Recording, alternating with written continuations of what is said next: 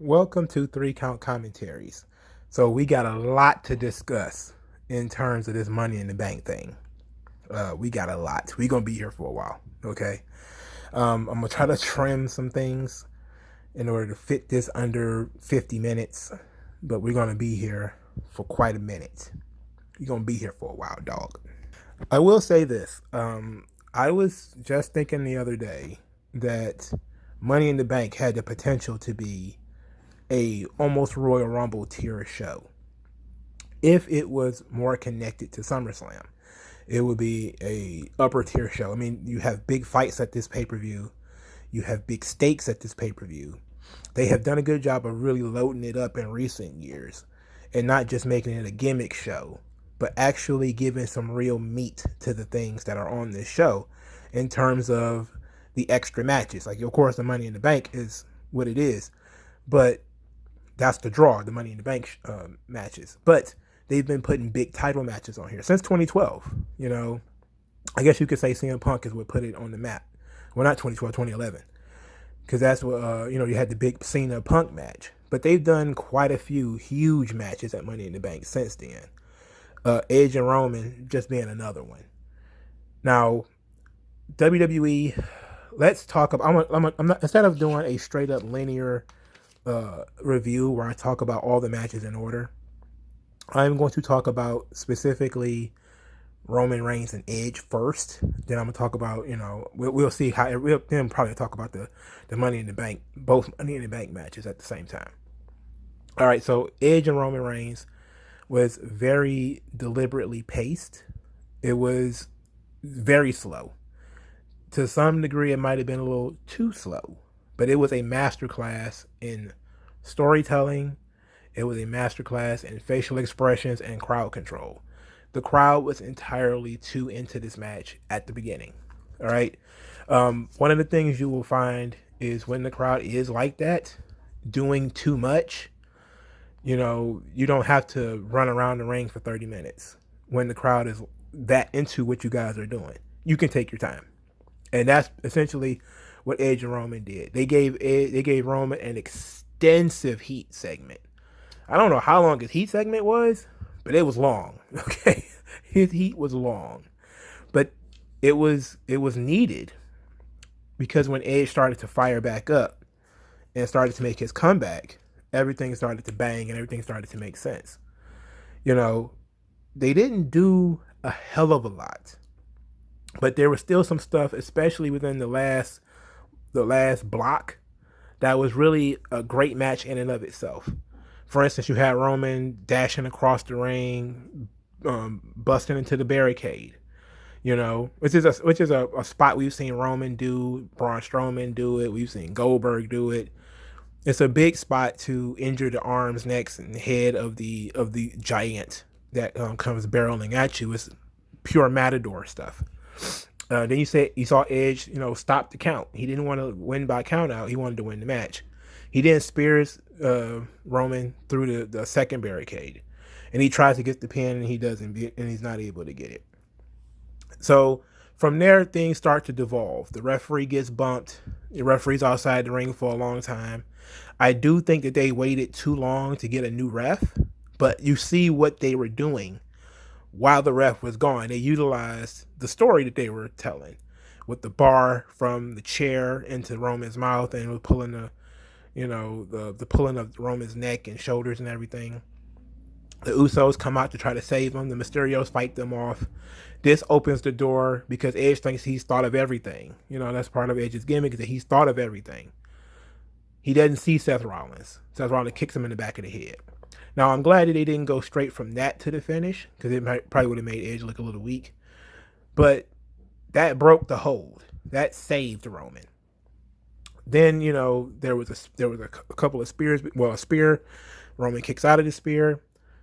They come back. Seth Rollins is giggling as he's walking away, thinking that he's done his job. But he has to come back because the job wasn't finished. Edge is distracted, kicks at Seth Rollins, gets speared, gets pinned. Match was excellent. It was an excellent match. If you're just going to say, hey, There needs to be a lot of action, a lot of, back and forth 50-50. This wasn't that.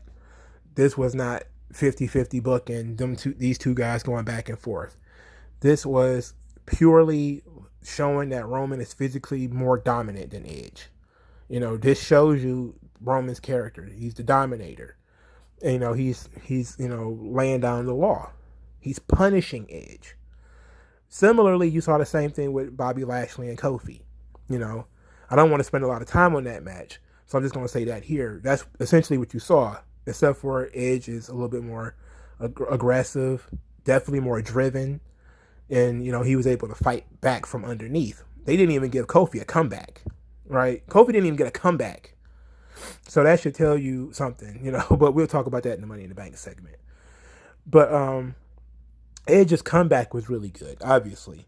The crowd helped tremendously in this match because they were so in tune with everything. They were reacting on just about everything, especially when Edge was fighting back, which is what you want. As Edge was fighting back, the crowd was getting more and more into it.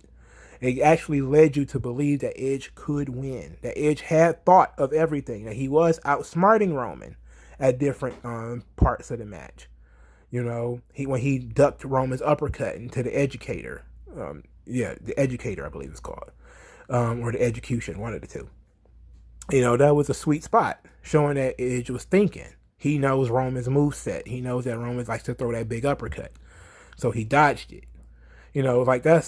That's good stuff. And like I said, facial expressions, especially when he was in that cravat, and you could see his Edge's facial expressions. Like, he covered his face a little bit because they were talking. You could tell they were talking because the camera backed out, and Roman's face went into Edge's face, or into the base of his neck. So they were talking. So while they were working in the cravat, they were chatting. So Edge covered his face. But when he didn't cover his face, you could see the lines in Edge's face and how he was really selling it. And likewise, when Roman was being had the bar in his face or whatever, he's visually selling the danger. The same thing when he was in the crossface, when he was in the STF, that kind of stuff. And the crowd was biting on this stuff.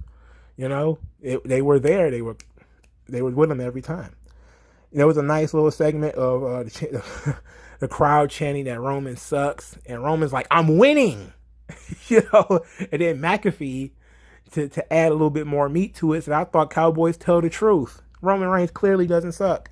So it wasn't an action-packed match, but it was a great storytelling match. It was tremendous. I don't know how much time it was, but it shows that you don't need to run around like a chicken with your head cut off all the time in a match in order for the match to be good. You don't need a lot of super high spots either. There wasn't a lot of high spots in this match. They worked, Roman worked a chin lock. He worked that cravat. Edge worked some submission holds too. He worked an arm, for Christ's sake. He targeted an arm. It didn't really help him that much, but he targeted the arm. They did a little bit. They kind of overbooked it a little bit with all the run-ins. The Usos kind of have to come out there because, Roman was in danger. But they didn't let the Usos get to the ring. So, that was good. But then they had the ref bump. And then they had Rollins. And it was kind of like, okay, it was a little overbooked. A little. But they didn't want to kill Edge. I think I said that before when I was talking about my review. Or I was talking in my predictions, and all of the prediction videos I've done up to this point, that Edge was not going to win. But it was necessary to not kill Edge. That Edge doesn't look too bad in defeat. Like he had completely obliterated Daniel Bryan. In this match, he still needed some help. So the post-match, you got Seth Rollins coming out there, and he's telling Roman, "I'm next. I'm next. I'm the guy. If it wasn't for me, he'd be the champion." Then Edge attacks Seth Rollins. And the two of them fight off because Edge is like really pissed at Seth Rollins. And then John Cena comes out. And what I love is they didn't say anything to each other.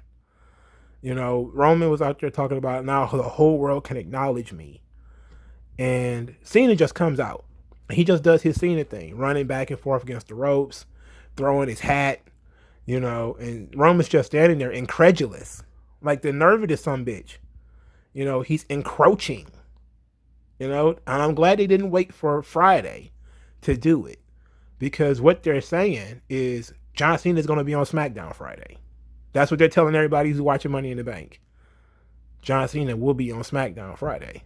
So instead of just, posting it on Twitter that John Cena would be on SmackDown, they brought him out there on Money in the Bank. And now everybody knows that John Cena will be there on Friday. And since they're doing, it's going to be a huge episode of SmackDown because they're also doing that Rolling Loud thing, which is what I'm guessing the Bianca Belair Carmella rematch is for. It's basically going to be a showcase for Bianca Belair. It'll probably be in Miami. But what Cleveland is going to get is John Cena. So that's going to be pretty badass. This whole situation with Roman and Edge was phenomenal. It was very well worked for a guy that was in Edge's age bracket, because all he had to do was sell, and he could do that really well, and do things with his facial expressions. He didn't have to do Hurricane Ranas. He didn't have to do. He could do his basic wrestling stuff, and Roman could sell it. That's really what was necessary, for Roman to be able to sell that. And John Cena being there, of course, leads to John Cena and Roman Reigns at SummerSlam. I love that idea. I think it's great. I was thinking, just to be nitpicky, that maybe they should push it back for WrestleMania. But at the same time, you have to, it's kind of one of those things, man, just to get a little metaphysical. It's the death of the old gods, and sometimes people don't really don't see it coming. They don't really understand what they're looking at. But sometimes you're watching the death of the old gods. And what that means is when there are new gods, the old ones have to go. The old ones replace the new ones replace the old ones. There's a thing like in Islam where as Islam comes through, the indigenous peoples of these areas, they will have their own gods. There's there's some pre-Islam like female gods and stuff like that. And they would come through and wipe them away. Like in Islam, there's only one God. There's no multiplicity of gods. Christianity was the same way. You would come through and you would wipe out the old gods and replace them with Jesus, or in their case, Muhammad, and Allah, and God and stuff like that, a singular God. And in wrestling, they do a similar thing. People call it passing of the torch. You say, oh, this guy's going to pass the torch to the next guy. That's the death of the old gods. When you see Ric Flair get retired, that's Ric Flair. That's it for him, And sometimes there's even these unofficial deaths of the old guys, like Rock and Hogan. Hogan didn't retire, but it was clear in that match that Hogan was not the guy that they were going with in the future. He was still Hulk Hogan. You can't stop him from being Hulk Hogan. But, and typically it will be one generation excoriating or dispatching the previous generation, like The Rock dispatching Hogan. That's a very symbolic thing, because Hogan is the direct ancestor to the Rocks and the Austins, as far as being a top guy for them to work with. Hogan is that guy. The only other guy was like Shawn or Brett, and Brett was gone already, and Shawn was also gone. So all they had was Hogan, and that's kind of what hurt the new generation era, is there were no old guys for them to beat. Hogan refused to do any jobs. Ultimate Warrior was crazy, and they had essentially retired the Macho Man. So, but you also saw in the not the new generation, but the Ruthless Aggression era, when you saw Kurt Angle beat Hulk Hogan by submission, by the way, you started seeing the old guys become a little bit more human. Hulk Hogan beat by Brock Lesnar, you started seeing that, and then you started seeing that kind of thing. But they're starting to do that now. It's one thing for Triple H and Undertaker to have their match, and they call it the end of an era. It's a completely different thing to see somebody from a different generation slay, a younger generation slay the older one. And this is what Roman is essentially doing now. In order to finally get to the level that he feels like he should be or where WWE want him to be, he has to kill the old guys. And Daniel Bryan was one of them. And Edge is another one. John Cena is the biggest one, right? So would I be surprised if Cena beat him? Yes, I would definitely be surprised. The only reason he would beat him is if they're going to do a rematch. And the only way you do a rematch is if you can't get The Rock. So I'm guessing he's going to beat Cena and he's probably going to fight The Rock at WrestleMania next year. So that's fine, but this is essentially the death of the old guys, and that's a good thing because it's going to take Roman and put him on that plateau. And it's very important, of course, to do that. And for people who think like you should be pushing young guys, Roman is 35 or 36. I'm older than Roman Reigns, right? And that doesn't make any much. That's crazy. I'm older than Big E too. So it's like when people say push young guys, you have to realize these guys are young. They are young. Not last year. Last year is 45. Okay. So, but most of these guys are young. And this is very important. I expect Edge to probably lose to Seth Rollins too. Well, not. He probably beat Seth Rollins because he's a babyface and Rollins is a heel. But that's what I really, really, really liked about Reigns and Edge is that even though they left enough meat on the bone for another rematch where Edge is likely to drop that one clean. But they got Edge out of the way. So Edge is essentially done here. Now he moves on to Cena. And Cena is going to do the right thing. He's going to come in, he's going to put Roman over. Either he's going to put him over verbally, certainly going to put him over verbally. But is he going to put him over in the ring? And there is you can't hurt John Cena. Like when he lost to Brock, that didn't hurt him. So you can't hurt John Cena. He'll be all right. He's bulletproof. So it's good. It'll be fine. John Cena's bald spot did bother me a bit though, because I was like, damn, he's older. Old Beijing John. Nah, let me not. All right, so let's talk about the Money in the Bank. Let's talk about the women's Money in the Bank first. The women's Money in the Bank, to me, was an absolute catastrophe, as far as I'm concerned. I know a lot of people are positive about it. I absolutely hated this match. I hated the women's Money in the Bank match. Not only because Nikki ASH, not Ash, okay, Nikki ASH, which is crap, as far as a name is concerned. Not just because she won. The flying potato that they call Nikki Ash or Nikki ASH. Even though she won, I did not like that. I just don't think the match was well worked. Tamina and Natalya essentially dominated the match, but didn't at any point until the end try to actually win the match. They were just playing goalie essentially the whole time. Most of the girls didn't have the physical strength to do too much. There was a lot of basic turn taking in the ring where, it's just 2 people or 3 people or 4 people in the ring and everybody else just outside the ring disappeared. And it was slow for a ladder match. At one point, it was just like Liv Morgan and I think it was Zelina. It was just, not Zelina, but it was probably Natalya. And they were just holding the ladder and running it into people and playing tug of war and going back and forth with it. I didn't like that. And then, of course, they did the magic shit where I'm sure this was Zelina. It was Alexa Bliss with her magic powers bewitching Zelina Vega. I was just like, and she tried to summon the Money in the Bank briefcase. And I was just kind of like, man, no. Like, I liked that the fans were really, really, really into Alexa Bliss because she's been so exposed lately. It would be a shame if she wasn't. But I don't like how they eliminated her from the match either. They had her taken out because she was buried in ladders. It's like, okay, it makes sense because she's small. You would just bury her in ladders and that would be it. But it seemed to me to make zero sense to do it that way.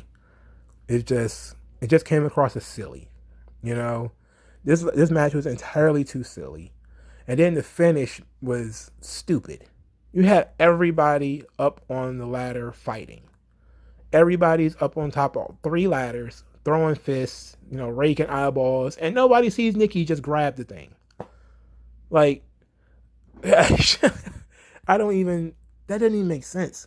For starters, I mean, I'm disappointed thoroughly in them picking Nikki as the winner, even though I could come out here and be like, well, I said Nikki was going to win when she became a superhero, which I did. And if you listen to this channel, I did say that I believe Nikki Cross was probably going to win. The problem with this is this thing, she looks silly, and it's better choices than Nikki Ash or Nikki Cross or whatever the fuck they're calling her. There are better choices. Zelina or Liv would have been a much better choice. The fans were really behind Liv and really behind Alexa in winning this match. And, Nikki is one of the least over people in this match. If you listen to the crowd reaction, she was next to Tamina as being one of the least over people in the match. The most over people were like Asuka, was Naomi, Zelina, and Liv. And Alexa. Alexa is probably the most over because they were actually chanting for Alexa. But Nikki was at the bottom of that list. And she won, and people were kind of like, oh. And then it wasn't dramatic at all. It wasn't a dramatic finish, and I was just kind of like, this show was not off to a good start. I was legit frustrated, if we're just being honest. I was legit frustrated with that. I thought it was the shits. I was like, man, this sucks. This is not good. Okay. This ain't good. Hopefully they do something special with Nikki Cross, but this can't work. This can't not work. She's going to have to hold that briefcase for a long time. All right? She's going to have to hold the briefcase until she gets over. But looking at how they booked the women's division, especially on Raw, it doesn't look like anybody's going to be able to get over. It doesn't look like anybody's going to be able to get over, let alone somebody who is, looks like a dollar store superhero. It's not going to work. It's unfortunate. And I hope the best for Nikki. I do. I was a big fan of Nikki when she was doing the Twisted Sister thing. Even when she was doing last year, when she was doing the thing with Alexa Bliss and she was kind of breaking out of her shell. But this superhero thing is not going to work on the same brand where, even Rhea Ripley can't get over. I don't see how anybody's going to lay down and do a job for Nikki Cross. I just don't see it. And she jumped ship to SmackDown and brings Bianca Belair into that fall to Raw. We really going to have a problem. So I don't see it. I see her maybe still having that fucking Money in the Bank around Royal Rumble. She's going to have that motherfucker for a long time. And I don't see why they gave it to her. I really don't. Maybe I will be able to find out about it on Raw. Maybe we'll get some type of clue as to why, it was given to Nikki and not given to Zelina or Liv. But I'm just saying that you had a big opportunity here with Zelina and Liv and their story that you could have gone back and forth with the Money in the Bank with them. And it would have been a lot more dramatic if they were the last two. But to have them completely, all of the women look dumb, just fighting each other and not paying attention to the briefcase at all. They all just look stupid. But let's talk about the men's Money in the Bank. So the men's Money in the Bank ladder match was very good. I will say this though, Peacock, dog shit app, by the way. Absolute trash, okay? It was absolute booty butt cheeks. I was going to do a whole video just ranting and screaming about Peacock, but since the show ended so strongly, I was not that upset about it anymore. The men's Money in the Bank was really fucking good. It was awesome, And to me, if Roman and Edge had not been so good, and this match not had been so good, and the Mysterios and the Usos had not been so good, I would have kind of been negative on this show. But because the last two matches delivered so heavily, this is a big thumbs up show. This Money in the Bank match was really fun. It was also kind of silly. because you had Rollins and Morrison arguing about which one is the drip king. So, one of them is talking about how he's the drip king, and Rollins is like, no, I'm the drip king. What are you doing? What's this on the side of your head? And it was silly, of course. But then we had our boy Ricochet. Ricochet, just phenomenal athletes. If he could have these kinds of matches all the time, he probably would actually get over, right? But they put him in this match to do the stuff that he was doing. But that springboard he did after he was pushed off the ladder, tremendous. Absolutely tremendous. Nobody in their right mind would say that Ricochet isn't a phenomenal athlete. It would be a lie to say that Ricochet isn't a phenomenal athlete. The problem is he can't do anything else. So unless you're going to have a ladder match every fucking week, what more can you do? Except for, well, we need somebody to go do some jumps. Here's Ricochet.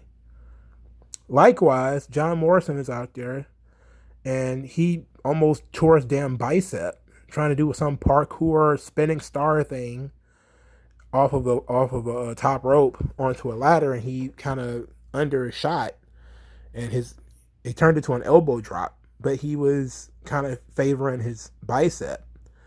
And then his partnership with Rollins kind of deteriorated immediately afterwards, and he got hit with the ladder and rolled out of the ring. So I'm guessing he probably got hurt.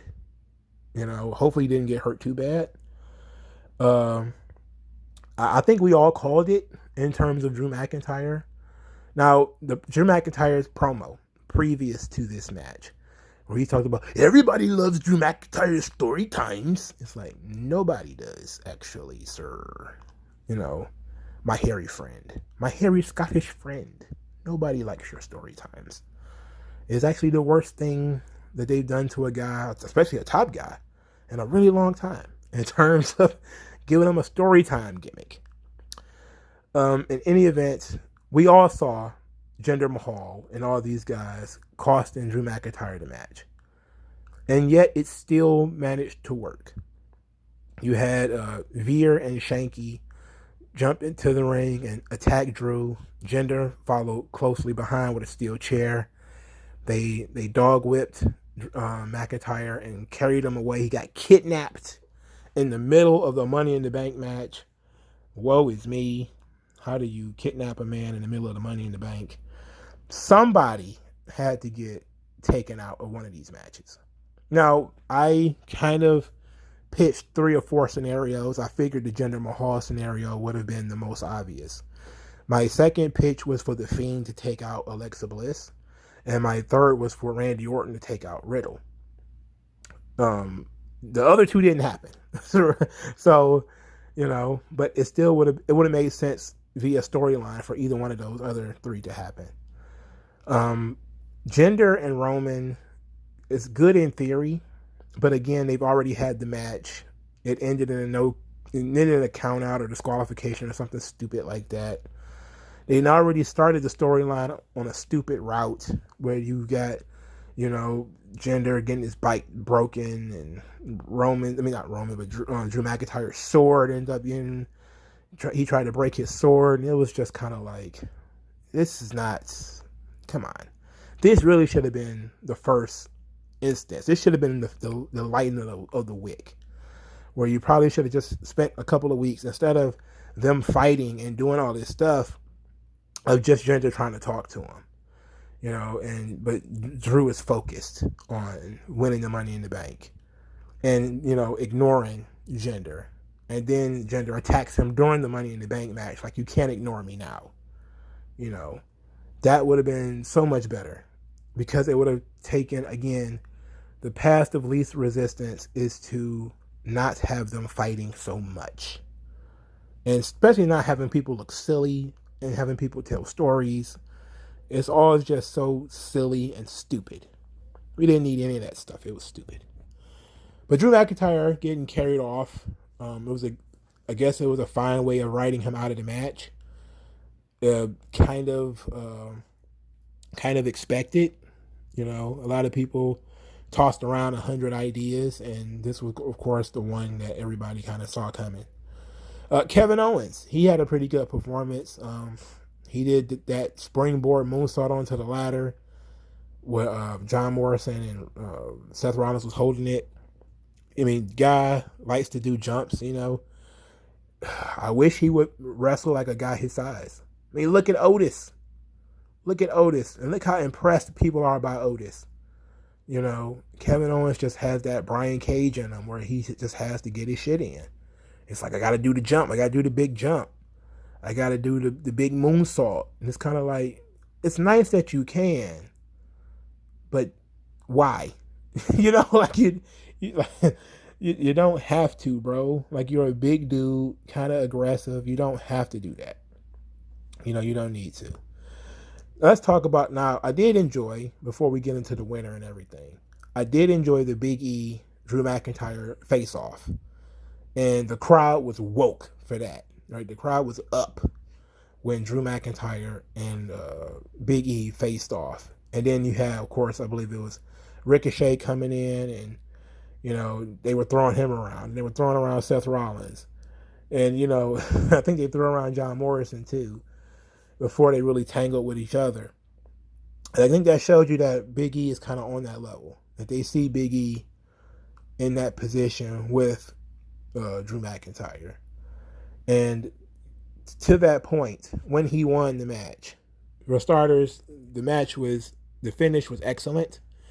A little nonsensical because he did a big ending off the ladder, which means that he jumped off the ladder and landed on his back. You would think that you would sell that, but you're overthinking it at that point. He climbed back up the ladder, unhooked, and won. And of course, the pure emotion, the pure joy, the electricity of Big E winning. Even if you were hesitant about Big E and the push that he's about to get, or his character, or his, you know, presentation, you have to be able to look at that and absorb that emotion. He was the guy that the audience wanted. More than anybody, he was the guy that the audience wanted. You know, he was that guy. They made the right decision by putting the Money in the Bank on him. Excellent decision. Excellent. I love the reaction too. You know, you saw just everybody clapping, everybody so excited. Energy was it's irreplaceable. When you got it, you got it. And at some point, man, you kind of have to say, all right, it is what it is. And that's kind of how I am with Big E. Sure, I want a more serious Big E, but I think he's shown the duality of his character, that he can be serious. His feud with Sheamus, his feud with Apollo Crews, I think they've shown that he can work top-level feuds, serious, and also while still being silly. So that's, I mean, we're stuck with it. You know, I'm not saying I'm mad about it. Big E is a gem of a guy, and he will be a great face for the company. It's excellent. It's excellent stuff, and you know, I have no doubt that he's gonna cash in and win. He's gonna cash in and win. But who is he gonna cash in on? It's not gonna be Roman Reigns. It's gonna be Lashley. So let's talk about the WWE Championship match. I talked about it a little bit already, and so much that they just sent Kofi out there to take sick bumps. And Kofi is one of the kindest men in the world. He has to be. You can't have an ego, right? Because he went out there and just let Lashley do whatever he wanted. He took like 3 dominators, a bunch of big sky-high power spine busters, got ran into the ring post 3 times, got obliterated by Lashley. Absolutely torn apart. You know, like Bret Hart didn't do that to the 1-2-3 Kid. But of course, in terms of story, it makes sense. We have woken up the beast in Lashley. And this is what Kofi Kingston asked for. This is what Kofi Kingston wanted. You know, and Kofi asked for it, he got it. It's almost like Elmer Fudd finally got to pull the trigger on that shotgun, except for the barrel was backwards and it blew his own head off. You know, so you know it's a weird thing, but they're obviously setting up Lashley. They're fattening him up for the kill now. You know, it makes perfect sense that you're going to have him murder Kofi Kingston. So now you can't just bring random mid-carders against him anymore. Not to say that Kofi is like a random mid-carder, even though he kind of is. Now you have to bring in the big guns. You talk about Bill Goldberg, right? You bring in Bill Goldberg to wrestle Lashley, put him over, make him strong. Again, death of the old gods. You put the Almighty in that position. So I think that at that point, that's when you start looking at Big E and Lashley, right? I don't think you do it at SummerSlam, though. I think you do it at, what's the next one? Night of Champions? I think you do it there. I think you have, after, he beats Goldberg, you have Big E say, all right, I see what you did to my boys. Do it to me. I want you head up one-on-one, no excuses. Night of Champions. You, me, no excuses. And I love that idea. I think that would be great. And you can save that because you know that SummerSlam is already stacked. Because Edge is wrestling on that show, Cena's wrestling on that show, and Goldberg is wrestling on that show. So you don't need to expend your money in the bank on that show. You can save it. You could push it down the road and build it up. Build the feud between Lashley and Big E. Let them talk for a month against each other. Let them trash talk. I'm really interested in what they do with the New Day now. And the reason why I said, Kofi Kingston is so kind is because he is the main event guy of that group. Now Big E is kind of becoming the main event guy of the group. But he got so little offense, especially since Xavier Woods got to pin him. Well, I guess Lashley did. Well, I guess Kofi did too. But even in the Hell in a Cell match, Xavier Woods got so much offense, and Kofi, again, he had to, of course he knows the plan long term is for Big E. Otherwise, he probably wouldn't have put himself in the position to get wrecked like this. Maybe he didn't care. Maybe he's kind of like, hey, it's a main event paycheck, who cares? But I'm pretty sure he did it with a smile on his face, knowing that he is the lamb that gets slaughtered so that Big E can grow.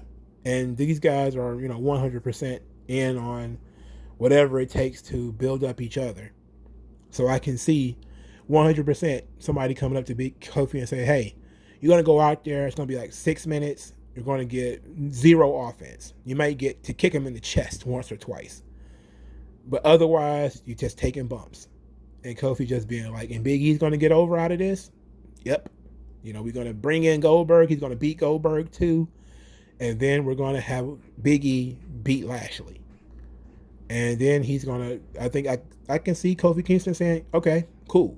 If that's the plan, I'm good with it. And it's good to have, brothers like that who are in a position that can do that. And this would be a nice little cherry on top of the New Day story. You would think Kofi Mania was the big cherry on top of the New Day story, and to a degree it was. But I think this is the project that the three of them personally kind of really wanted, was to get more than one of them across the finish line. And Big E is one of the guys where it took for them to separate, but they're finally going to get Big E across the finish line. And they're probably going to be exceedingly happy about that, And all he got to do is stay healthy, which means he should probably stop doing those spears through the ropes. Because they tend to look worse every time he does them. They're not good. If it's one move I can ban from wrestling, that would be it. He looks like he wants to jam his neck.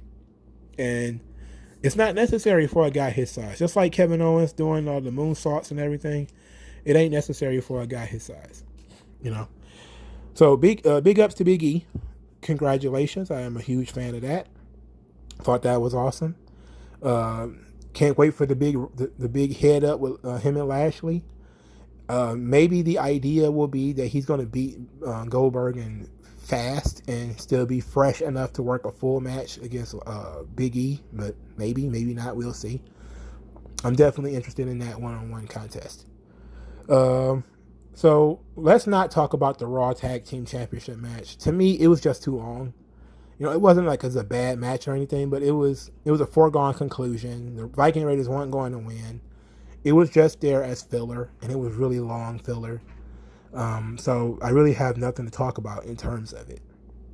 So let's talk about the Raw Women's title, which I think is the last match I did not discuss yet.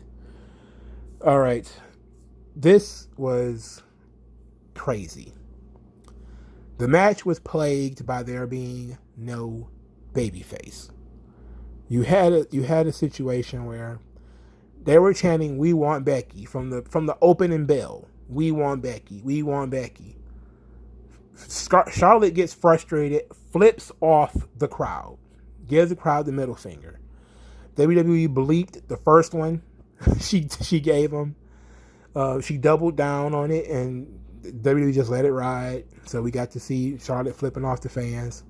Later in the match, Rhea Ripley is yelling at fans because they're yelling at her. They did not do anybody any favors in this match, with this feud in general. To me, this match and that Raw Tag Team Championship match keeps this from being an A+ show. And it wasn't that they had a bad match, but it was hard to get into a match where there's no fucking babyface. So of course the fans are going to start looking for a babyface. They're going to start searching for one, so they're going to start chanting for Becky. If they had actually cared about Rhea Ripley, yeah, they still want Becky. Yeah, they still want Becky. That ain't the issue. The issue is they didn't care about Rhea Ripley. They didn't care about Charlotte. The only thing they cared about was Becky. And you can say, well, that's the fans trying to hijack the show. It's like, no, this is bad creative. Because they had 2 months to make Rhea Ripley somebody that they cared about, that the audience can care about and cheer for against Charlotte. They had 2 months to do that. They didn't. Instead, they chose to do some shit where she is this quasi heel. And it shit the bed. Now, the match ended up getting over because they know what they're doing. They know how to work. They have some good spots. But, you know, the frustration with the fans, it should have been expected. Look at the fucking creative. Why do we like Rhea Ripley? There is no reason. There is no reason to like Rhea Ripley. So that's just one of the many things. Another big issue that we had here is that at one point it became obvious that Charlotte was going to win. And this is my problem. I have no problem with, like, there's, you know, we're going to talk about some of the, like, the storytelling and stuff like that in the match. But to me, you have a prime opportunity with making somebody else in this situation. And for some reason, they went back to Charlotte. Like, this has to be like, you know, cold water getting dumped on Rhea Ripley. Like the first time she lost at WrestleMania, which was in the empty arena in WrestleMania 36. She talked about how she needed to. It killed her faith in herself, and you know, it made her doubt herself because they were taking the title from her, and they just did it again with the same exact person. This is the same thing they did to Asuka. They did the same. They got them on this boat, and then they yanked the whole boat out from underneath them. I know some people say, well, shouldn't it be carpet? Like, no, in this instance, it's a boat. And they're falling into hot fucking lava. There was no reason for Charlotte to win this match. There is no reason to have Becky and Charlotte again. You know, there's only one women's storyline in all of Raw most of the time. And for some reason, it all revolves around Charlotte every single time. How can you ever get anybody else over? How is you ever going to get anybody else over? And I know, yes, you have time with Rhea. She's very young. But you go from having a lot of time because they're young to this person is still here. She's 32 now. She's been here for 12 years and she's still not over because there's going to be more people coming. It's like the Dolph Ziggler syndrome, right? Where they kept pushing Dolph before he was ready. It's like they kept putting Dolph in world title matches. I don't know if y'all remember this, but Dolph was like wrestling Edge for the world title at Royal Rumble. He was wrestling CM Punk. He like constantly in the title picture, losing. Constantly in the title picture, but losing. And it got to the point where people just kind of like, they have no faith in him. They just kind of like, there's nothing you can do with Dolph that's going to make me give a shit. And this started in like 2009. So now here it is, 2019 and 2020, and people are like, Dolph is still in that spot where he's getting title matches just to lose, you know, and Rhea Ripley is going to be in the same position before we know it. The world is not going to stop turning. At some point, you got to get the fucking girl over. And I get it. Maybe it was a rush job. That, Charlotte should have been the champion from the beginning anyway, because she was supposed to win the title at WrestleMania. And she was going to hold it until Becky came back. Maybe that was the plan from the jump, which it probably was. No excuse. No excuse. Once you already given the title to Rhea, if that was going to be the case, you should have just had Asuka keep the fucking belt and then lose it to Charlotte. Instead of, we're going to bring in Rhea Ripley, give her the belt, and then fuck her over. Because now what? Now what? She could at least given her the Money in the Bank or something like that. Now she has nothing. Now she has nothing. What good did you do to this girl? You didn't do her any favors. So now the fans got fucked over because the match was fine, but they didn't get Becky, and Charlotte won. Clean. Well, relatively clean. Okay?